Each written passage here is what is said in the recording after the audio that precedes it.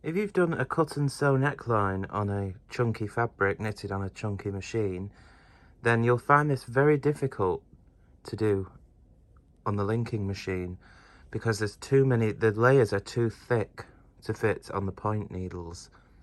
So there's another way you can do it without having to hand sew, which is using the bed of your machine.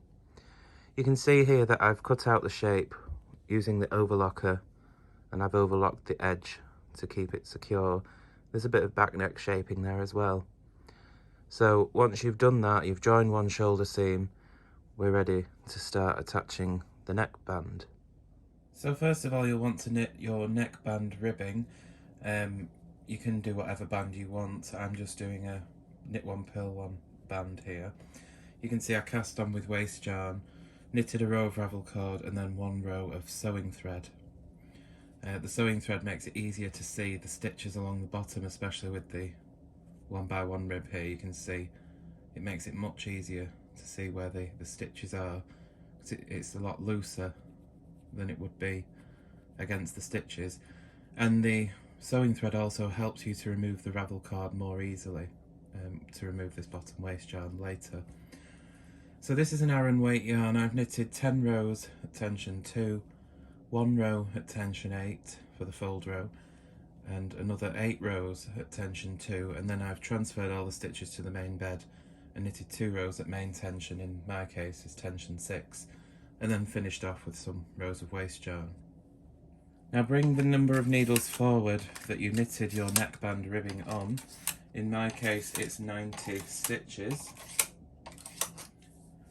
Now you'll find it easier to keep these needles in line. You can see that they move side to side like that, which is normal.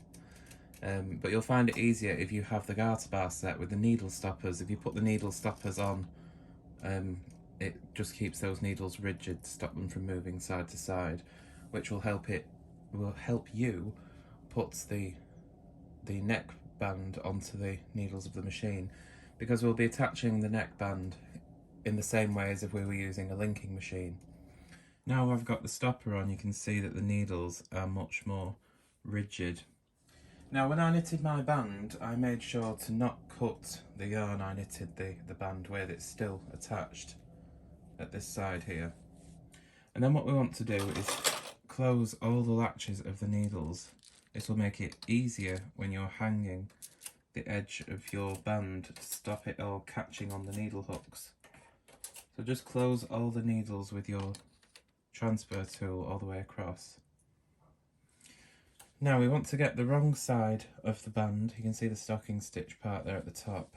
There's the knit side. So this is the wrong side. I'm holding the band above the edge of the machine. I'll just pull slightly on this sewing thread here just to stretch out that stitch in order to get it onto the first needle. There we go. The latches will want to open as you put the stitches on, but don't worry about that. Make sure you're not twisting the stitches. Once you've got the first few on, it'll be much easier. And just pop them through like so, all the way across. This is the trickiest part.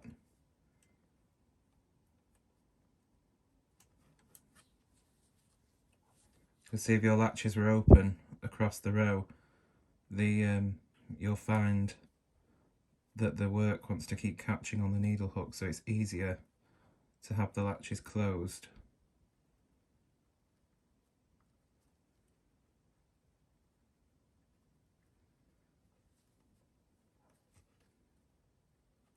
And we're just attaching it on in the same way as we would on the linking machine.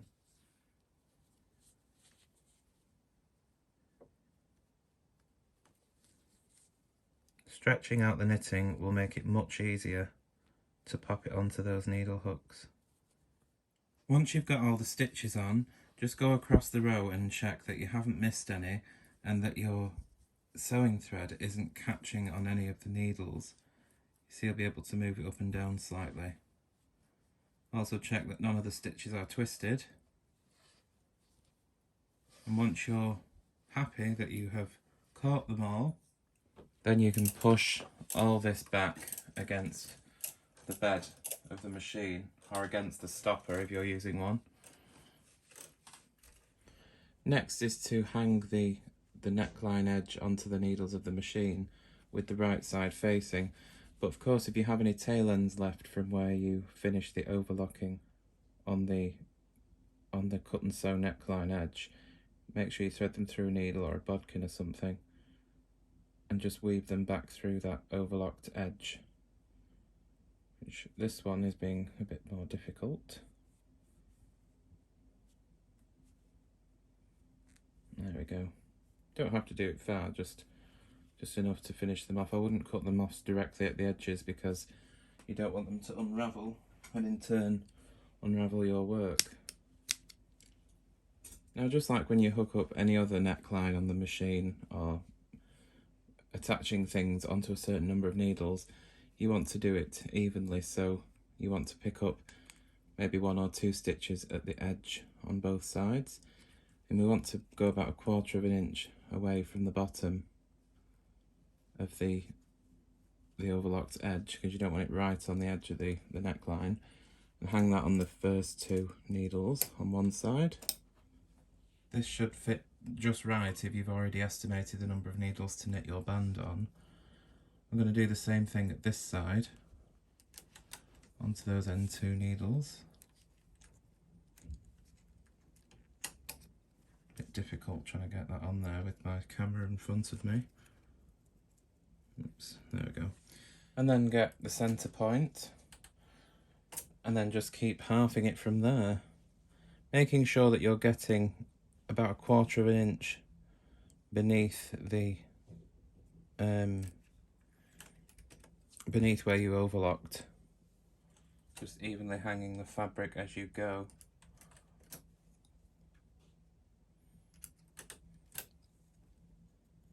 And once you've distributed it relatively evenly, you can then hook up the remainder of the stitches, or in fact you can even just push them on.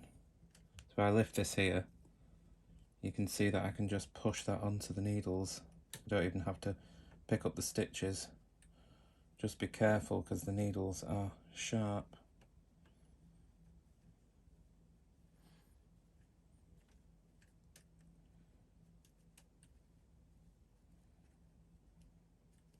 We can finesse it in a minute if we're not happy with it. We just want to get it on there.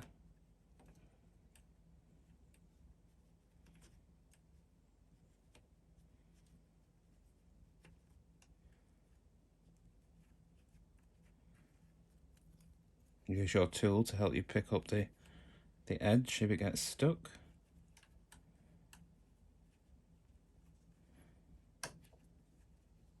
You see how having the stopper on will make it much easier to keep those needles staying still where you want them. If I didn't mention before, do make sure you have your ribber covers on if your ribber is still attached, just so that you don't catch anything on the ribber itself. I'm supporting the work here with my knees. And as I said, you can pick them up with your transfer tool if you want to, like this. But it's easy enough just to pick up the edge, because these, on the chunky machine, the stitches are quite large anyway. You can just pop them straight over the needles like this. Okay, once it's all on there, then you can go across and see where you want to move things around if it doesn't look neat. This will be covered anyway, but if you've got too much fabric here, for instance, and not a lot there, then you can pop it off and reposition it where you want it to be. But just make sure it looks, excuse me, make sure it looks relatively even. Once you're happy with the way everything looks hung on the needles, then you can push the knitting back against the needle bed. The next step is to fold the band over and conceal it. And I like to make sure the latches are open at this point. So I'm using my hand knitting needle. You could use a cut credit card as well and just run that along to make sure the latches are open. And then we fold this down and push the live stitches onto the needles all the way across. So at this end you can see what we want to get is the point to it. You see in between there is not a stitch. The stitch is here. It's like the upside down V. There. There's one. There's one. We want to go right in the middle. So same thing, but this side's easier. Pop those stitches on to the needles. You'll find that they do just want to fall into place just right, as you can see. If you don't pull about too much on the knitting, they'll be exactly in line with where the needles are, and they'll pop on like as slick as anything.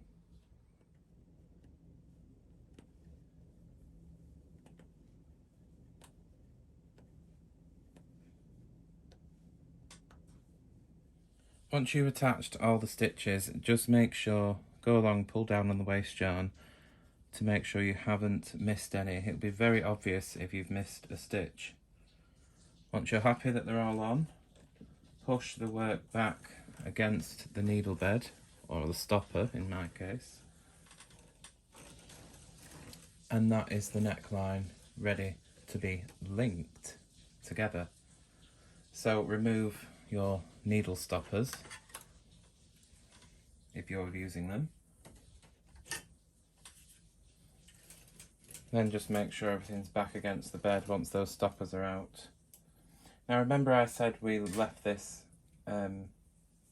end attached because we want to use this for linking the layers together. So pull down some slack because this step is going to be done by hand. We're not going to use the carriage for this. So first of all, I'm going to lay the yarn that's still attached here across the open latches. Then I'm going to use my needle pusher to close the latches over that yarn. Make sure the yarn does stay in the hooks. Now gradually you'll want to push the needles back very, very small amounts at a time so the latches don't open again. Because if the latches open as you're doing this, it'll get caught on all the layers and it'll be difficult to link this seam together. So just push the needles back until the closed latch is just in line with the edge of the stitches, just so that basically that the latches can't open again. Now you see I left a loop here just to help me lay that yarn into the needles when they were in holding position. So I'm just going to take that slack out there by pulling on the opposite end of the yarn. Now what I'm going to do is, you may think this is probably tedious, this step, but you won't be able to get the carriage across here. There's just too much thickness in the way. This part won't go under the carriage, the actual band itself. So I'll have to knit this row by hand, but that's okay. We want to knit this row relatively firmly. You don't want it loose. You don't really be pulling the needles really far back because you don't want the linking to be sloppy. Because this is hyperextended on the needle bed, when it retracts in, that extra, the tightness will not be there. So don't worry about that. So what I'm going to do is I'm going to knit these stitches back manually and just pull them through, and just until they pop through the layers. I haven't got tension on the yarn here, I'm just pulling them through.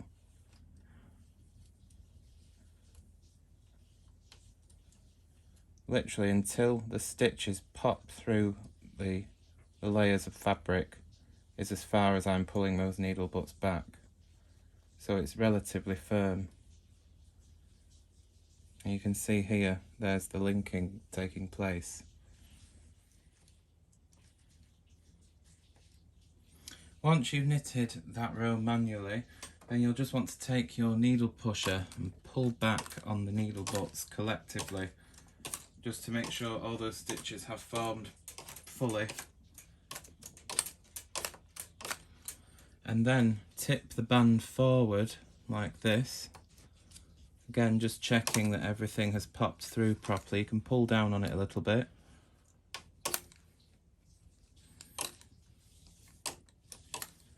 Now once you're sure all those stitches have popped through, again, as I say, you might think this is tight, but once it's relaxed, this will reduce into a slack tension. Because if we knitted this through loosely, when it retracts and goes to its normal shape once it's off the bed of the machine, it will be really sloppy and loose, the neckline edge. So you want to make sure that this row that joins the layers is nice and firm. So once you're sure that all those stitches are formed properly, then bring the needles forward into holding position, making sure that you only do small sections at a time to prevent the knitting from unknitting itself. Now we need to knit one row at main tension and cast off. So I'm going to pull all this extra slack through the mast that I put in before.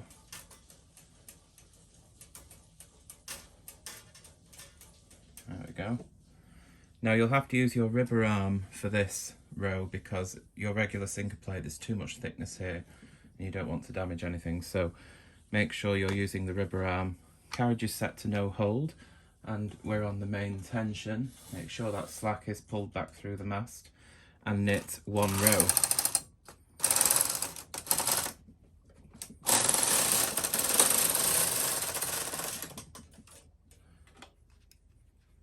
You want to cast off behind the sinker post method.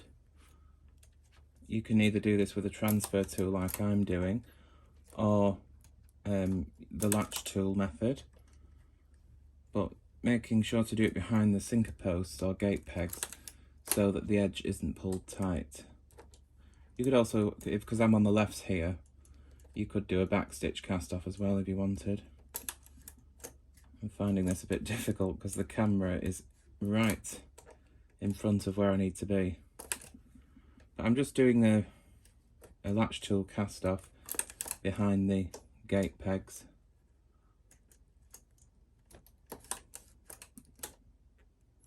I'll cast off all the way along just as you normally would, and that will be the neckline complete.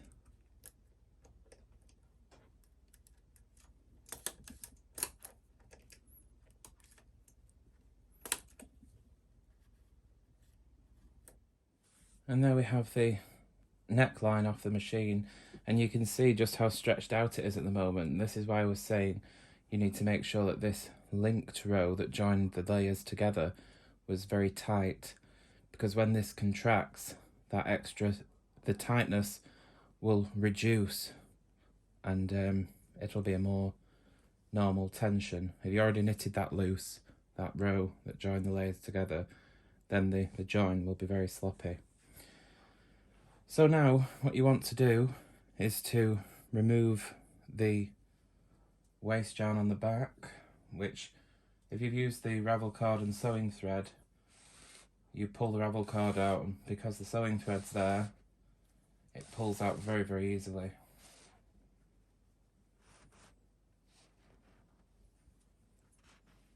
Making sure it doesn't curl up. There we go. And you'll be able to see that the waste yarn just drops away, and then you can pull out that row of sewing thread. The other side tends to get caught on the edge stitches and tightens up. There we go.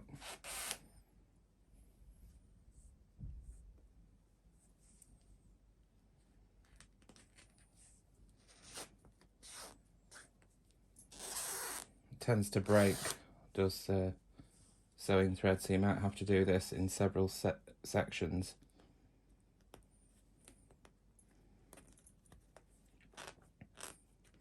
The sewing thread was to make it easier to see the stitches, but also to help you remove the ravel cord more easily. Okay, if there's any left, you can remove it by getting one of your transfer tools.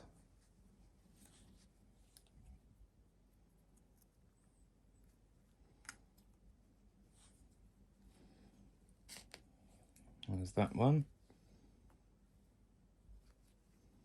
If you use a good contrast, you'll be able to see it to pick it out.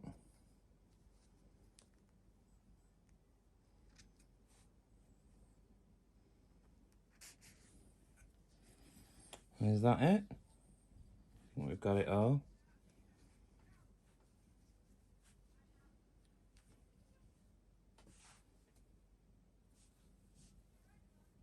It looks like that's everything. And then we can remove the waste yarn on the front, which will very easily just unravel. This is always the fun part, seeing the fruits of your labour.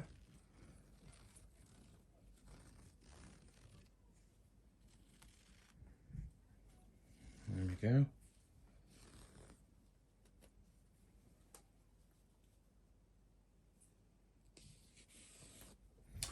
And now you just want to get yourself a knitting needle and pass that through the edge of the neckline. Push it all the way through and just pull on the edge of the sweater just to even up the rib stitches. And now when we lay it out the way it's supposed to be, we should have a very pretty neckline edge.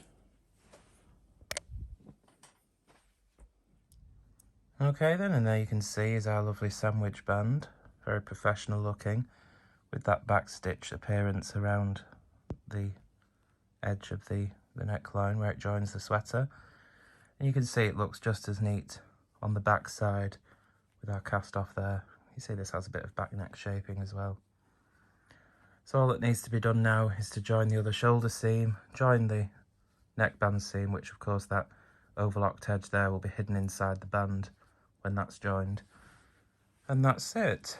So there's how you can do a sandwich band with a cut and sew technique when you don't have a linking machine or when the fabric is too thick to be dealt with on a linking machine. So hopefully you found this useful, and I'll see you again soon.